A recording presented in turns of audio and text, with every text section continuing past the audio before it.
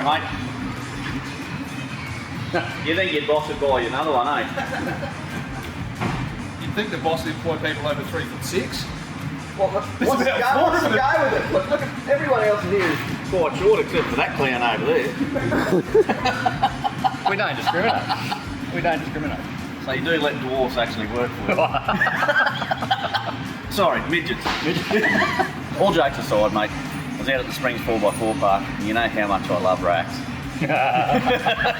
Well, yes, okay. I just had to get my hands on another one. Yeah. So I had to destroy the one that I already had. I don't know if that's good news that I like destroying racks.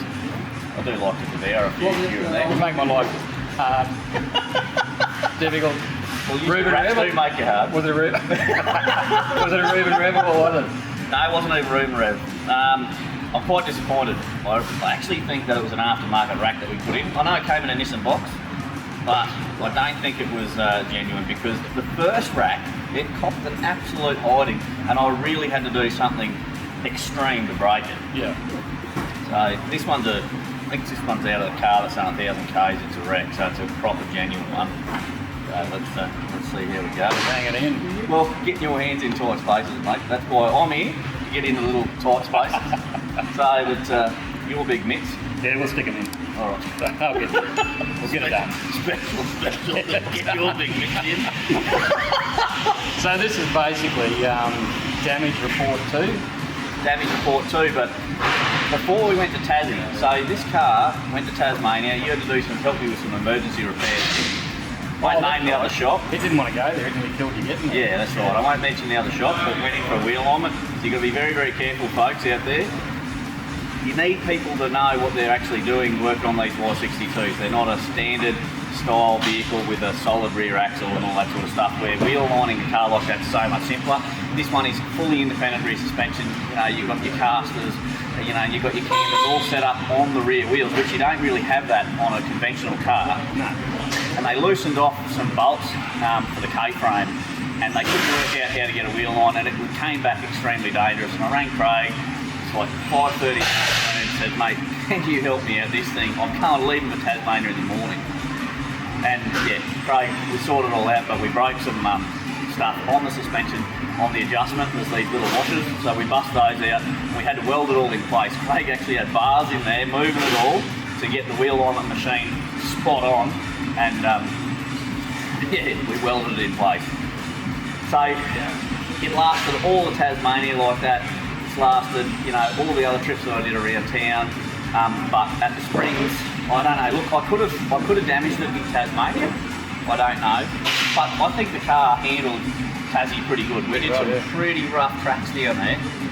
So that's all I've got out of it. I weakened the rack and I broke it at the Springs, gone bugger all. We've got that in there. We've still got to fix the rear. How do we fix the rear actually? What have we got to pull out for that? Oh, make it up as we go. It'll just be, I'll see what we've got to do, work out to get it back straight. I think there we go. I was going to laser cut some big washers. So next time again. Yeah. So once we get the new ones, we'll take them back to the workshop, copy them out, and look, stay tuned for that. We'll probably send a SMIC, wheel alignment kit out for the Y62 as well. When he turned up with the Y62 that night to go to Tassie, I thought he was just seeking attention, but you weren't. I am a bit special, folks, and Craig's used to that.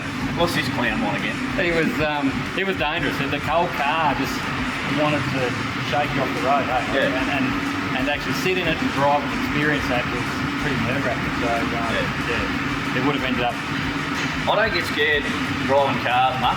But that really put the wind up me when they sent me nearly into the scrub. But we got that sorted and that was all good, so it's done what Tassie Springs, a lot of things now and then, so we'll get this wrapped up.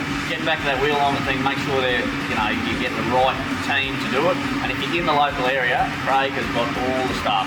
So I recommend him. He does my wheel alignments, so I won't let anyone else do them now. Well, can we get into it, mate? Try and put this in, eh? Yeah. Let's slip it in. Start. We like a dirty, muddy weekend, don't we? Dirty, muddy weekend. That's what broke it. Dirty, muddy weekend. Slipping into it a bit too much. I'm just worried about you being mucked. Not into the dirt track though.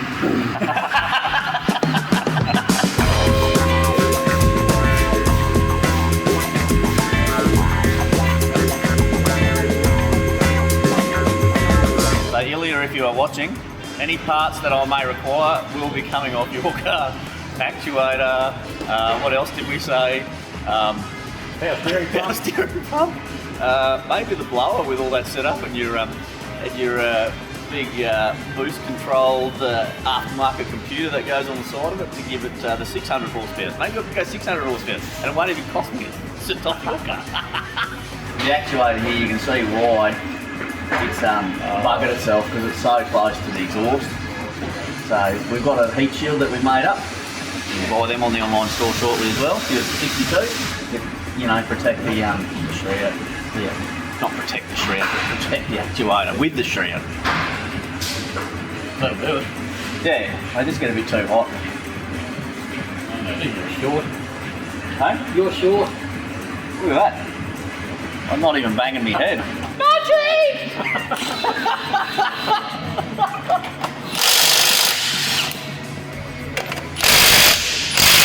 Get a bigger rattle gun. They've got about as much go as your swamp. What's wrong with the Milwaukee? Got to go to 𝗕𝗢𝗘𝗘. He's walked off. He's soft, proper soft. Nah, see, they're loose. I'll loosen them for you. Unbelievable. You gonna be right to hold that?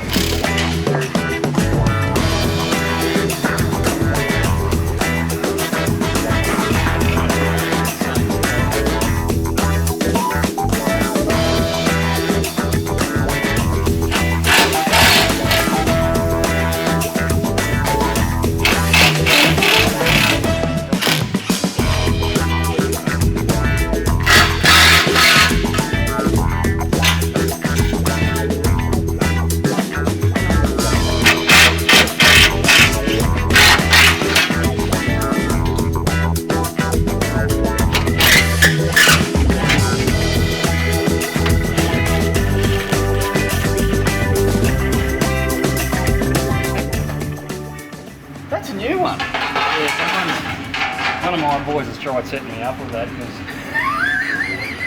Was that you? What? Yes. That's why I hate spiders. And one of my guys has tried setting me up. No, I've seen it. And I put on the brave face. Oh. Jeremy, do you reckon that does not look like the same quality casting as the original? I don't know much about metallurgy, but very porous. Like it shouldn't have all those big chunks in there Exactly. either. No. CNC So, machine. it isn't Reuben Rev. It's not Reuben Rev.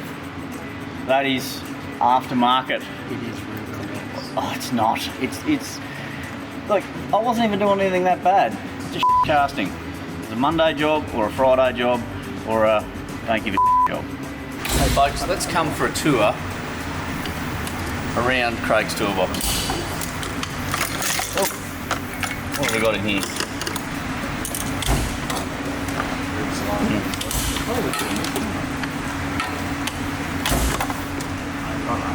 He's got some gear. I just can't find the hammer yet, that's all. He swings for both teams. He's got 𝗕𝗢𝗘𝗏 and Bottom drawer. and There you go. oh, That's the hit shit drawer. the hit shit drawer. Actually, that's a stubby one. It's a good size Reuben hammer.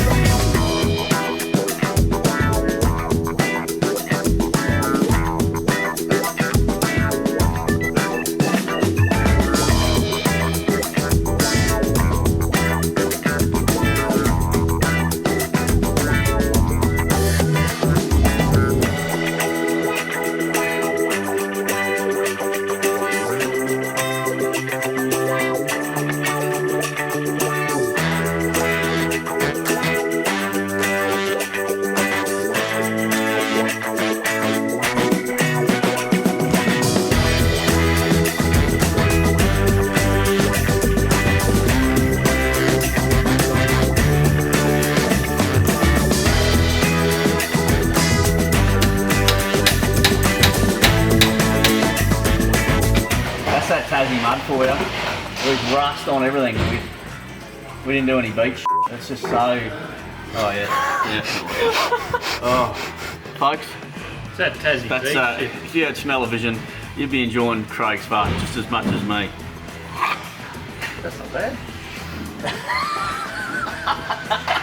He's even walking away. Nah, it doesn't even smell.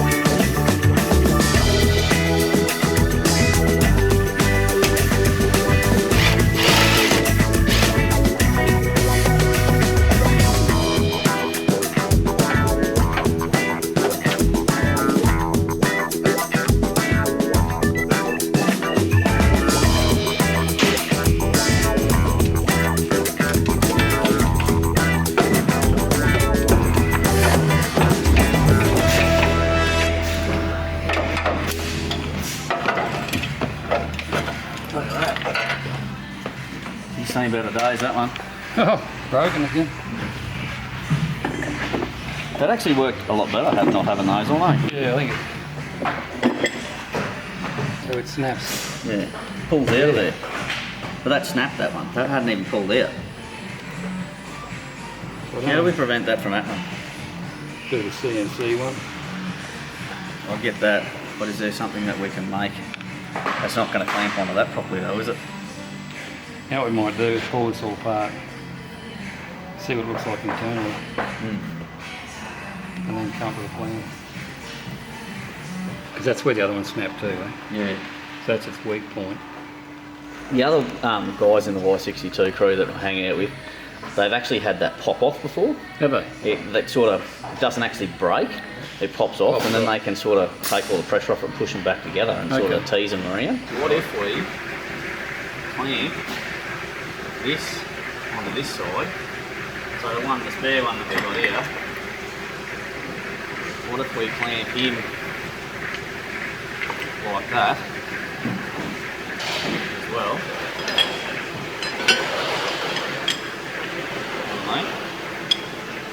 Clamp that together. So it takes the flex out. So it's trying to pull through too. Yep. This has got it there. If it does move on this, it's got to try and pull that past that. Because then when they're towards the bastard, you've got that one there, and then so we put that one there.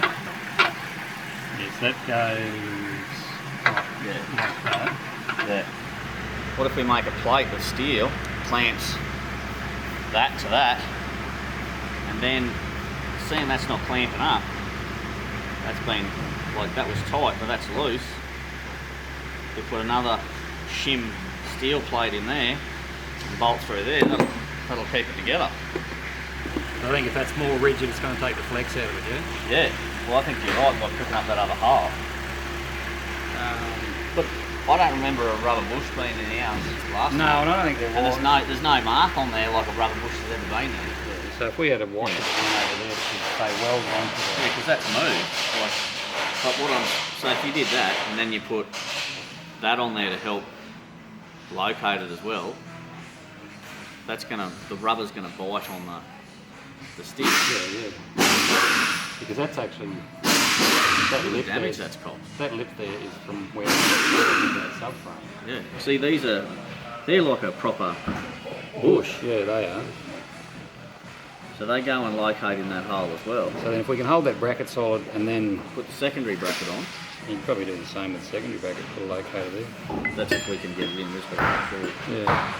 I would like to see if we could get it in With that on there. with that on there. Well, I'll take this tie rod end off. I'll guide you in. There you go. Got it? You got it? Oh yeah. Don't loosen that one off, just leave that one there. Boy. And then we'll know where to do that back. Yeah, but it's completely different. What even watch more now?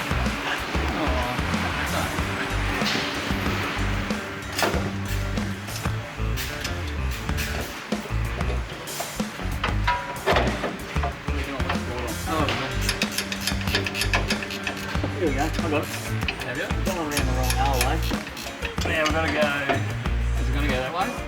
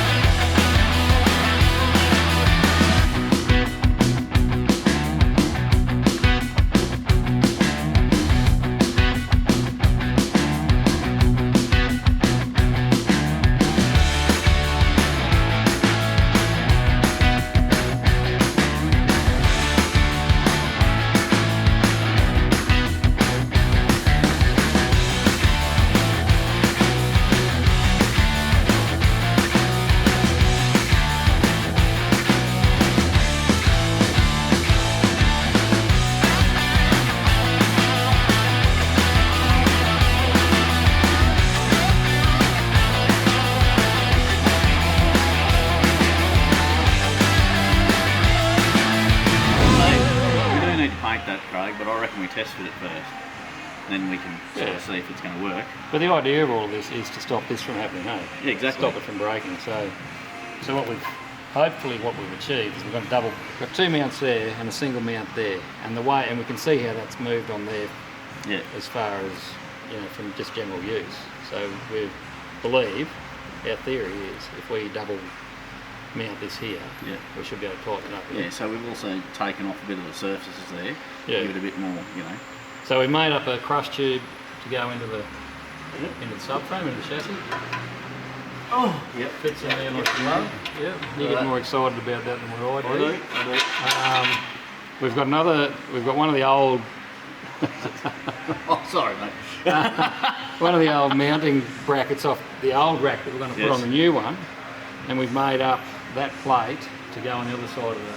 To locate it all. So, my theory is that because they're made in left-hand drive and right-hand drive, that's where the steering section goes. So, here, gets bolted there. But on an American or a left-hand drive car, they're bolted over here, so they're perfect spacings.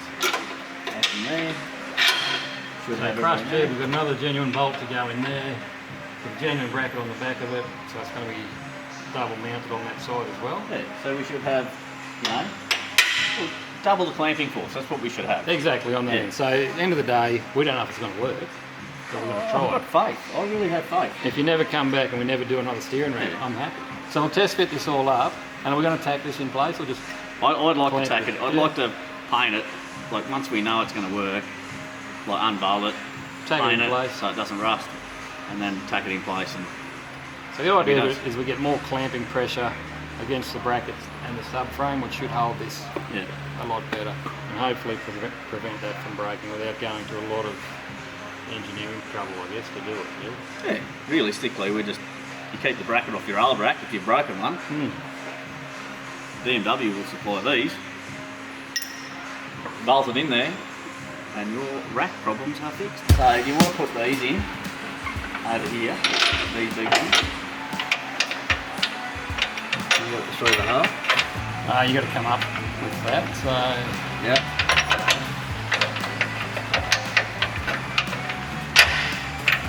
Right, how we'll combat that is let's get the nut on this one. Yeah. Get him pulling in.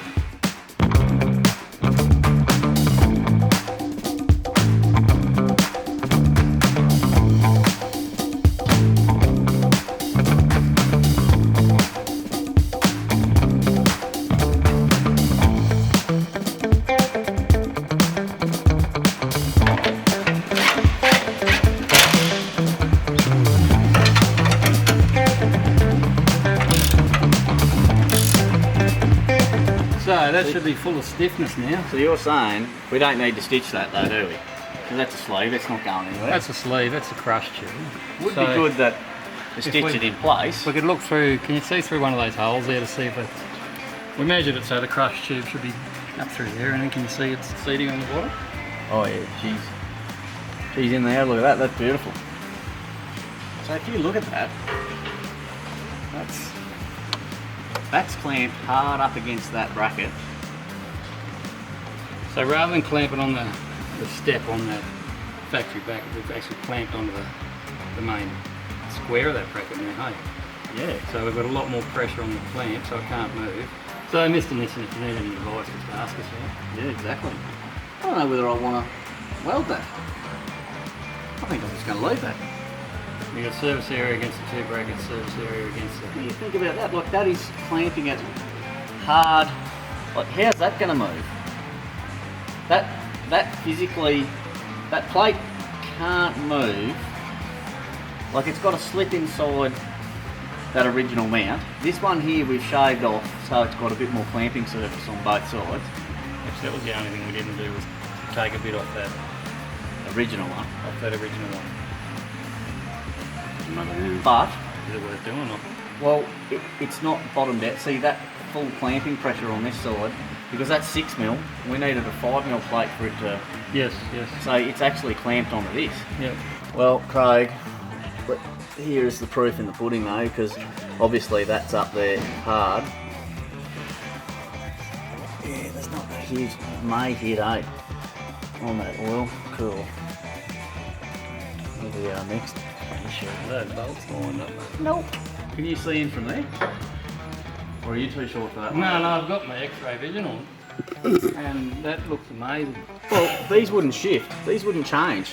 No, it just flexes this way. What I'm saying is, in the States, the oil filter would be the same. Or Saudi. Yeah, but they mount down here, remember? Oh, and they've got it. No, that's going to work. Yeah, it's not going to hit. I'm excited. Oh, winning.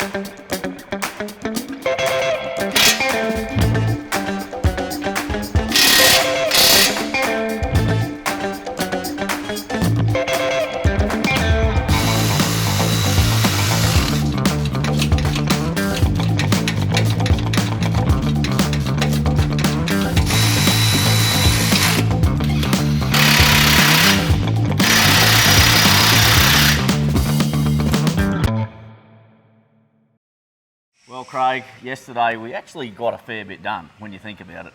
We made the modification to the rack, you know, pulled it all out. Maybe a little bit of that experience from the first one helped out. It did help out, and I reckon we got a pretty good success with this one. I think we're going to be, onto it as far as hopefully it won't break again. So I think we've done the right things there. I reckon we've got money on that it won't break again, even with a bit of a Reuben rev. So they have got a tendency to pull the rack ends out, but you know, as long as it doesn't bust the rack itself, I'll be pretty happy. Yeah, I reckon we've not eliminated that, reduced the possibility of that happening again, eh? Yeah. So I think we're onto that. So well, today we were going to attack the rear springs. Thank you. Yes. And the rear seal on the diff, which I tried to give to 𝗬𝗢𝗨, by the way. I didn't wreck the rear seal. 𝗬𝗢𝗨 needed it at the Springs 4x4 park, and we worked out that you can't get them out without damaging them, so we routed it. And you're right, you should have rung and said, hey, can I do this? And the answer would have been no. No, we tried all sorts of things to not damage it, but anyway, look, we didn't have a seal. Oh no, and that's the thing. When you're in the bush and you've got to get out of trouble, you'll do what you can. Yeah. And if that means, you know, robbing a part off another car or something like that, well, you're going to give it a crack, eh? So we ended up fixing it with a whole lot of Sikaflex. Oh, really? Anyway, mate, I'm going to be soft today because gotta go to the chiropractor. You poor bugger. I'm going to leave you with it, big man. Oh, nice. So I'm doing this by myself. Well, I'll be there in spirit. Look, there could be some surprises in here. We'll just wait and see. No spiders. Righto, folks. Enjoy watching Craig toil away while I go and drink pina coladas on the beach. Oh, we'll get into it.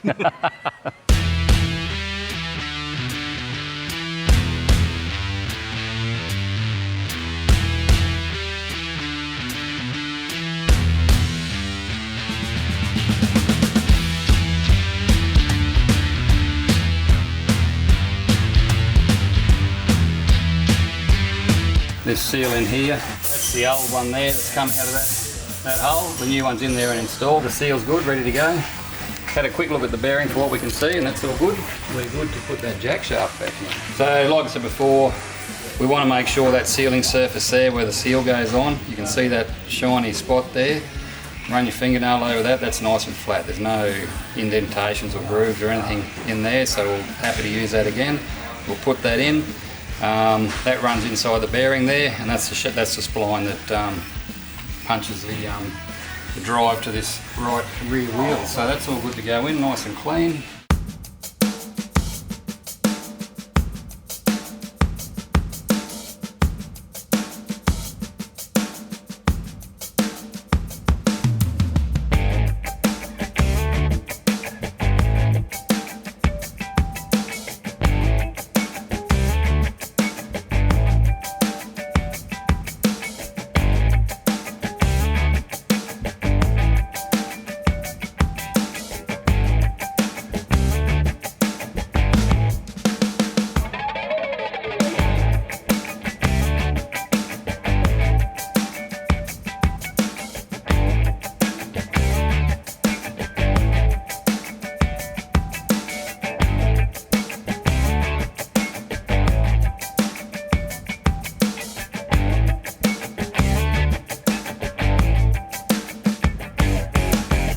Wait for Reuben to bring the right springs over, and we'll put them in. In the meantime, we'll clean up all his mess. Cheers.